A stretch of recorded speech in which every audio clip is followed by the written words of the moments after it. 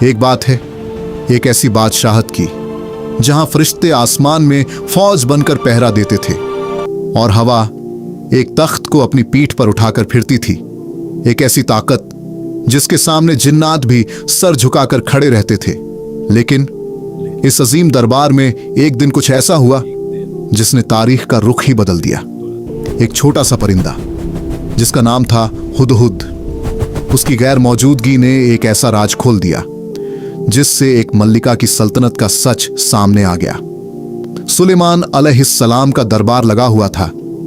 فضا میں عجیب سا سکون تھا کیونکہ اللہ کے حکم سے پرندوں کی ایک عظیم فوج آپ کے سر پر پروں کا سایہ کیے ہوئے تھی۔ لیکن اچانک تیز دھوپ کی ایک کرن سلیمان علیہ السلام پر پڑی۔ آپ نے اوپر دیکھا، ہدہد غائب تھا۔ آپ نے بلند آواز میں فرمایا، ہدہد نظر کیوں نہیں آ رہا؟ کیا وہ غائب ہو گیا ہے؟ اگر اس نے اپنی غیر موجودگی کی کوئی مضبوط وجہ نہ بتائی تو میں اسے سخت سزا دوں گا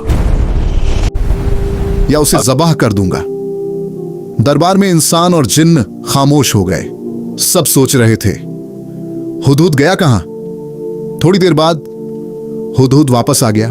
وہ ڈرا ہوا تھا، لیکن پھر بھی وہ سلیمان علیہ السلام کے سامنے جا کر بولا، اے سلیمان، میں ایسی خبر لایا ہوں جو آپ کے علم میں بھی نہیں۔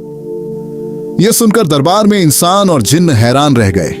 ہدہد بولا، میں سبا کی سلطنت گیا تھا، وہاں میں نے ایک عورت کو دیکھا جو پوری قوم پر حکومت کر رہی ہے۔ اس ملکہ کا نام ہے ملکہ بلقیس۔ ہدہد بولا، اس کے پاس بہت دولت ہے اور ایک بہت خوبصورت تخت ہے، لیکن ایک بڑی غلطی ہے، وہ اور اس کی قوم اللہ کو چھوڑ کر سورج کو سجدہ کرتے ہیں۔ یہ سن کر سلیمان علیہ السلام نے فرمایا، ہم جلد ہی دیکھ لیں گے، یا سچوں میں سے ہو یا جھوٹوں میں سے ہو۔ پھر آپ نے ایک خط لکھا جس کی شروعات تھی بسم اللہ الرحمن الرحیم، اور ہدہد سے کہا، اس خط کو جا کر ملکہ بلقیس کے پاس گرا دو، پھر چھپ کر دیکھنا وہ کیا فیصلہ کرتی ہے۔ ہدہد ملکہ بلقیس کے محل پہنچ گیا۔ ملکہ اپنے کمرے میں بیٹھی تھی۔ اچانک روشن دان سے ایک خط اس کے دامن میں آ گرا۔ اس کا دل تیز دھڑکنے لگا۔ اس نے خط کھولا اور پڑھ کر حیران رہ گئی۔ اس نے ترنت اپنے وزیروں اور سرداروں کو بلایا اور کہا، یہ خط سلیمان کی طرف سے آیا ہے اور اس کی شروعات بسم اللہ الرحمن الرحیم سے ہوتی ہے۔ پھر اس نے خط پڑھ کر سنایا، میرے خلاف سرکشی نہ کرو اور اطاعت قبول کر کے میرے پاس آ جاؤ۔ یہ سن کر سردار بولے، ملکہ، ہم کمزور نہیں، اگر آپ حکم دیں تو ہم جنگ کے لیے تیار ہیں۔ مگر ملکہ بلقیس نے کہا، جب بادشاہ کسی شہر میں داخل ہوتے ہیں تو اسے تباہ کر دیتے ہیں، اس لیے میں پہلے تحفہ بھیجوں گی۔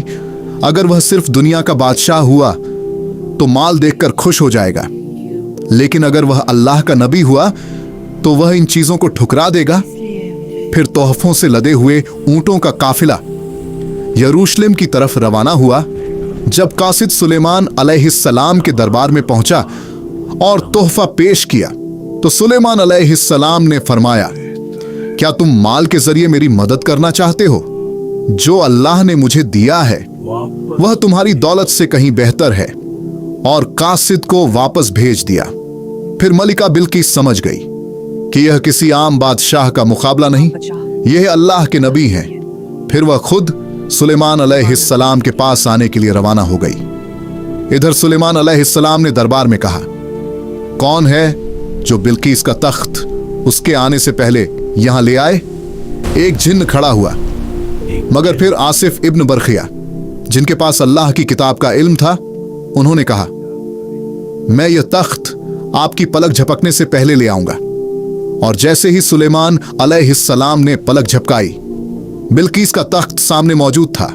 آخر میں جب ملکہ بلقیس نے سلیمان کے محل کا شیشے کا فرش دیکھا تو اسے لگا پانی ہے۔ اس نے اپنا لباس اٹھا لیا۔ تب سلیمان علیہ السلام نے فرمایا، یہ پانی نہیں، شیشے کا فرش ہے۔